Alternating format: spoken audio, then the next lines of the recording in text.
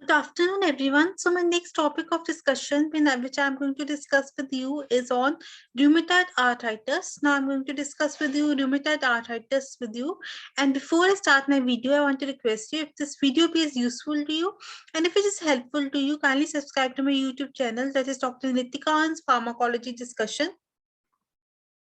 So now I'm going to discuss with you rheumatoid arthritis and treatment of rheumatoid arthritis. It is the chronic autoimmune disease which is characterized by symmetrical joint pains. Means it is the inflammation, pain, and inflammation of joints occur in this disease, and there are also various cardiovascular and systemic manifestations in this disease.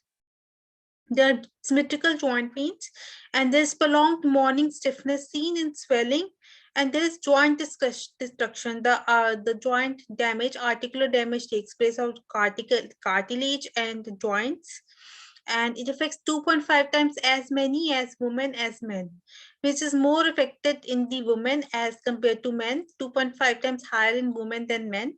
And it is there is morning stiffness, joint destruction, swelling, and symmetrical joint pains.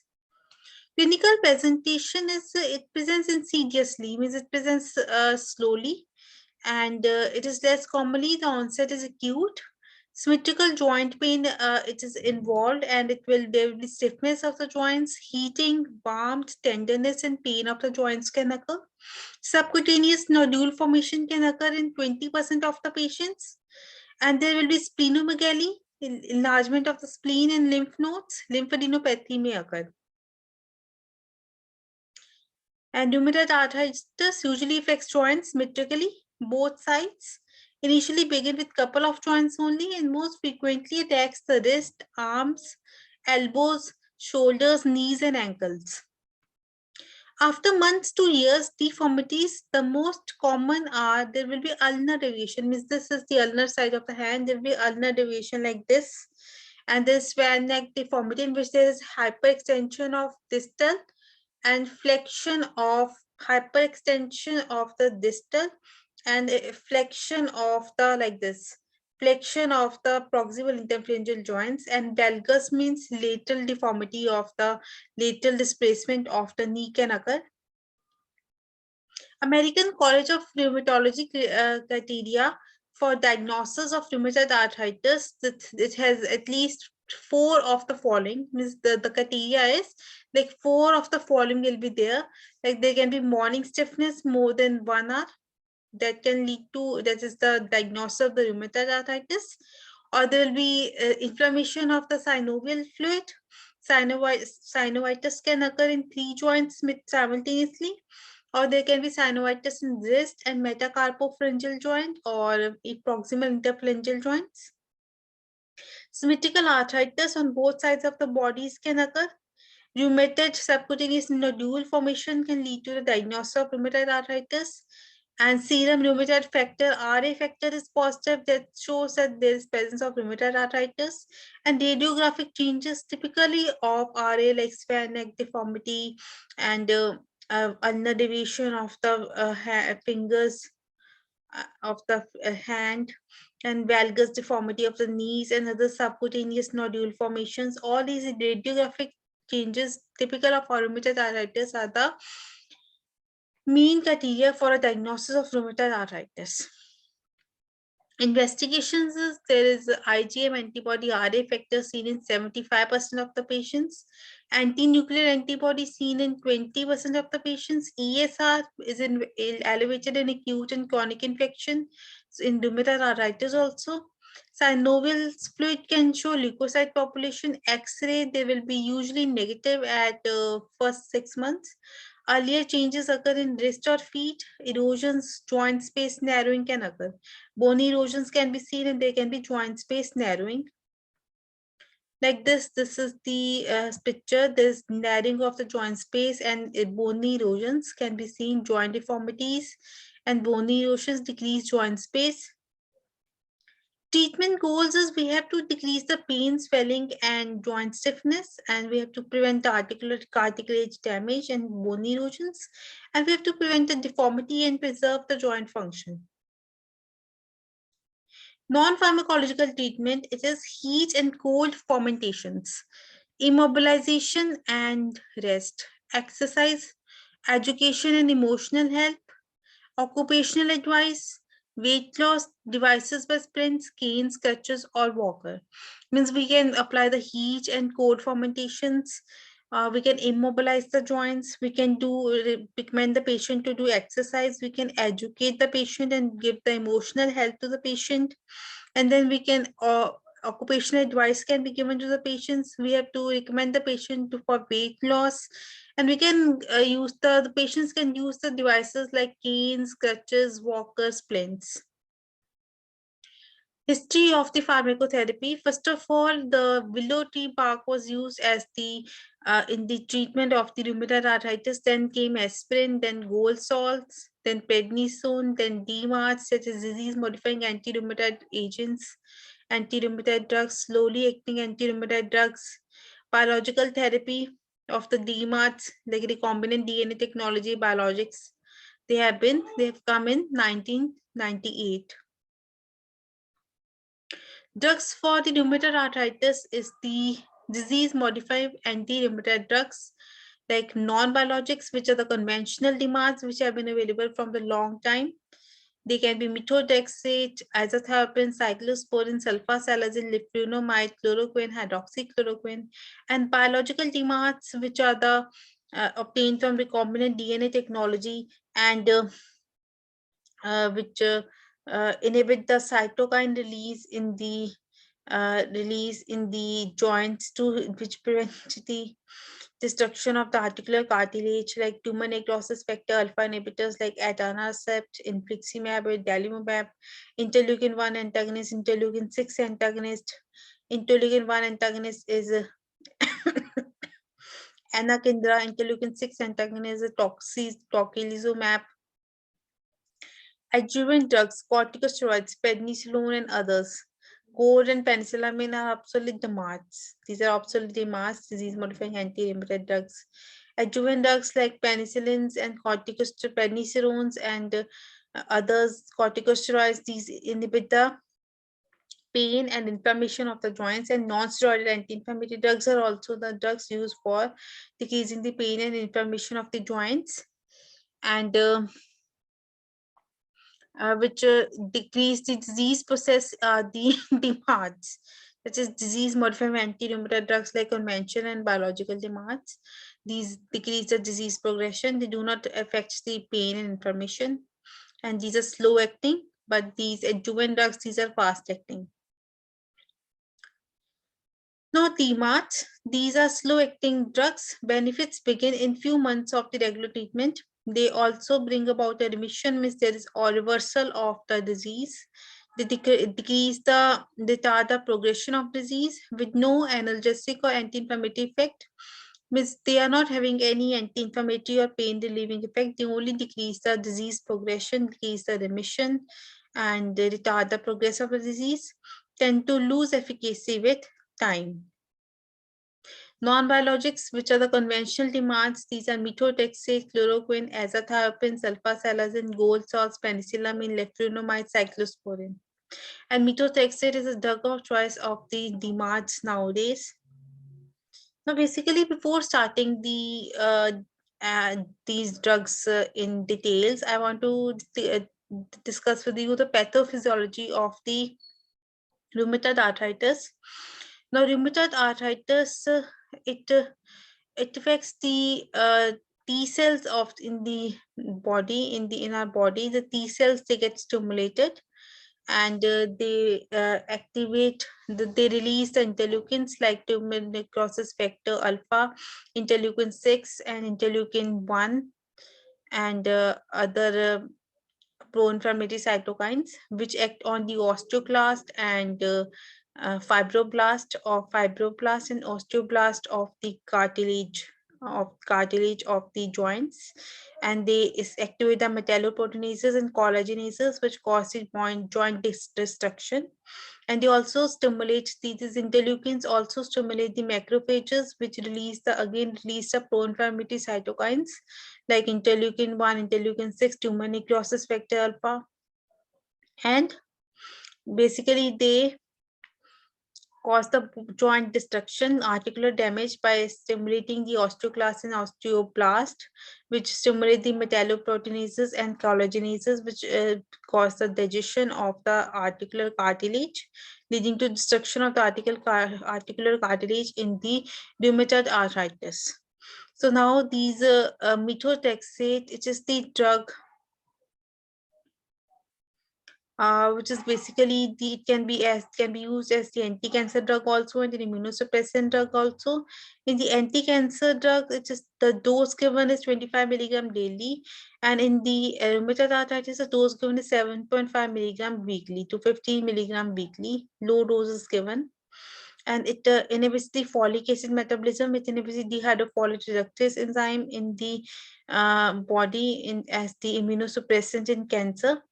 And as the immunosuppressant increases the adenosine levels in the body, which is the immunosuppressant, so it suppresses the inflammation in the body in the rheumatoid arthritis. So drug of choice in rheumatoid arthritis and juvenile arthritis, decreases rate of progression of new erosions. Dose I've already told you. Onset of relief is relatively rapid, 4 to 6 months, therefore preferred. It inhibits the dehydrofolate reductase, with secondary effects of chemotaxis and cytokine production. Means they also inhibit the chemotaxis and cytokine production.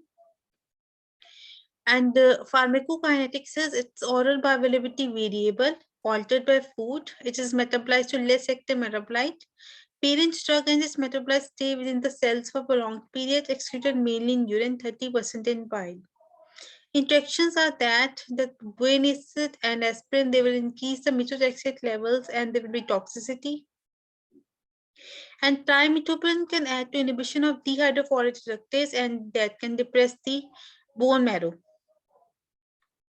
Adverse effects of the methotrexate is such that there is nausea, gastritis, stomatitis, progressive hepatotoxicity, pancytopenia, interstitial pneumonitis can be there, and incidence of the ADAs can be reduced by use of leucovorin, which is a folinic acid, as there is a decreased production of folic acid in the body, and we can inhibit the ADAs by giving leucovorin, which is folinic acid, or daily dose of folic acid can be given to prevent the ADAs.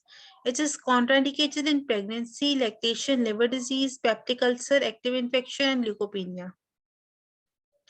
Azathioprine, it is also interferes with the purine synthesis and it's cytotoxic.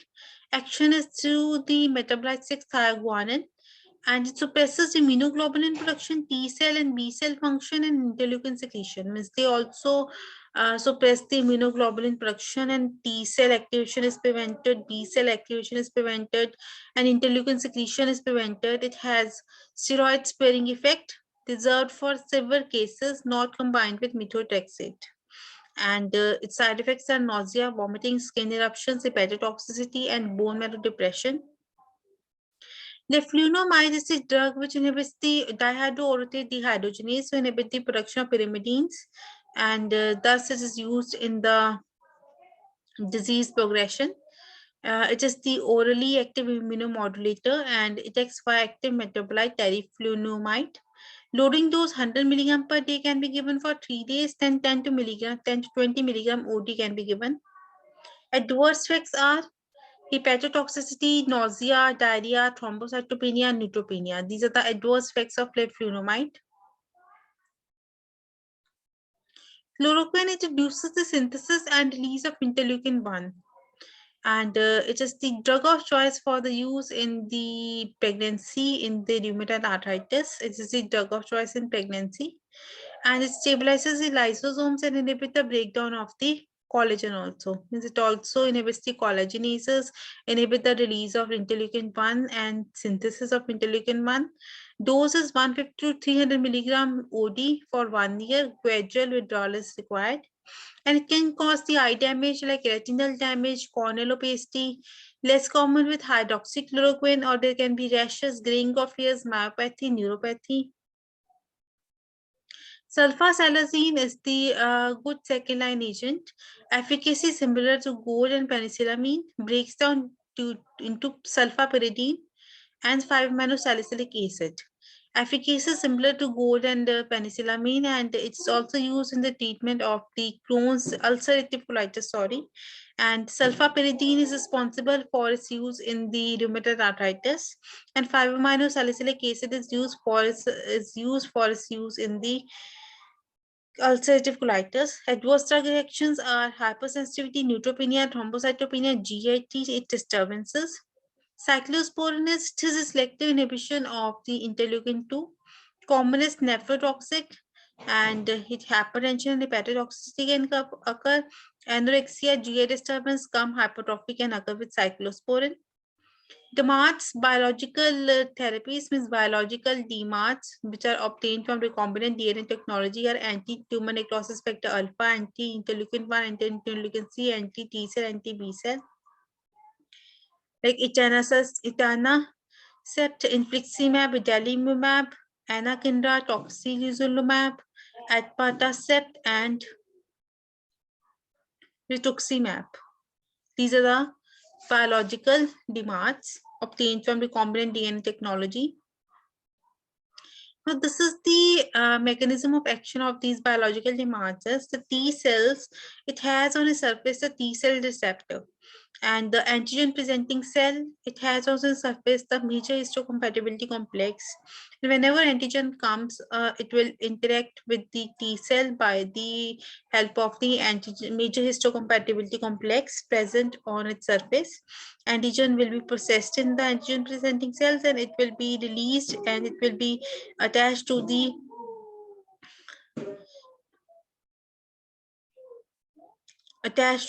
T cell receptor.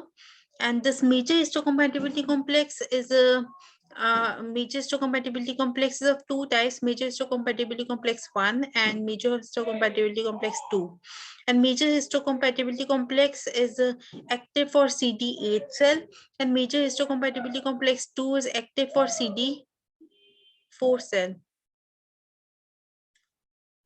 So this T cells, it gets activated, and they activate the macrophages and B cells, and they release interleukins, and these interleukins take on the osteoclast and a fibroblast of the synovium, and they activate the macrophages, and they activate the collagenases and metalloproteinases, and they will cause a joint destruction.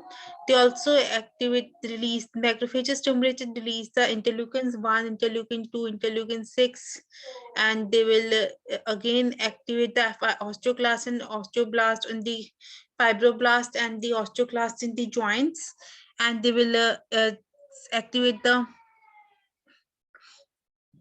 collagenases and metalloproteinases in the joints, and there will be articular damage in the joints can occur, and the synovial destruction can occur. And this abatacept is the co-stimulation inhibitor. It inhibits the stimulation of the T cell activation. And this rituximab, it targets the B cells. Toxizolumab, it blocks the activity of interleukin 6. Interleukin 1 is blocked by anakinra, and the tumor necrosis factor action is blocked by etanercept, adalimumab, and infliximab.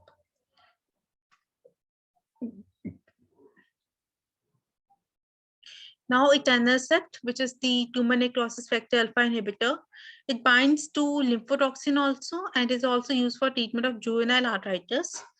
Dose 50 milligrams subcutaneous daily, and it is costly. Adverse effects are reaction at injection site, blood dyscrasias, increased risk of chest infections, demyelinating CNS disorder can occur. Infliximab is also the inhibitor. It is the monoclonal antibody against tumor necrosis factor alpha. It is also given with the methotrexate. Dose is 3 to 5 milligram per kg IV every 2 months. Adverse effects are increased incidence of chest infections, hypersensitivity reactions, and worsening of the CHF. Anakinra is the recombinant human interleukin 1 receptor antagonist, less efficacious than tumor necrosis factor inhibitors, and it is dose is 100 milligrams subcutaneously per day.